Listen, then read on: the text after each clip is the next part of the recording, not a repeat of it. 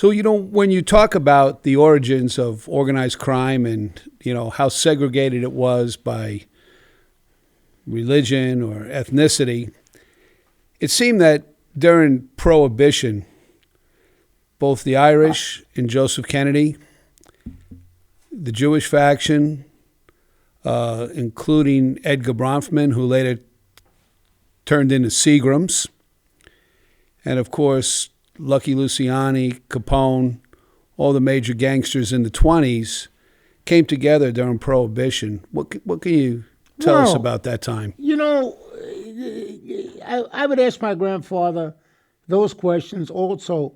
What did you do when this all came about? And actually, that was a question for Uncle Paul and Uncle Willie and Uncle Tom Shaka, and they were telling me stories that the government gave us a license. The public wasn't going to stop drinking, so we opened up speakeasies.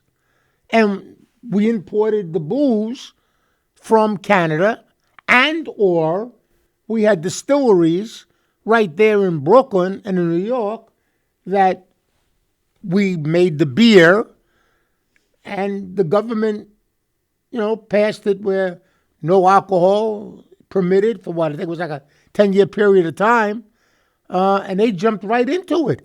And there it is. You said something in the beginning.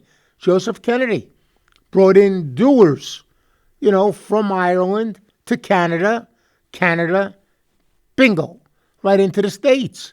So, it was like a license. The government said, okay, no more alcohol. The Italians said, oh, really? Watch this. They became, at that time, millionaires.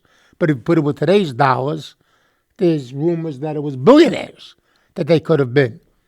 And that's how they did it. And, my particular family wasn't involved with that as much.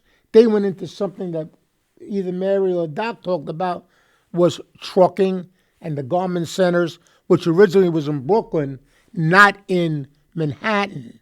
So, but it all broke off. There it goes. It worked. We chased out the Federales back north.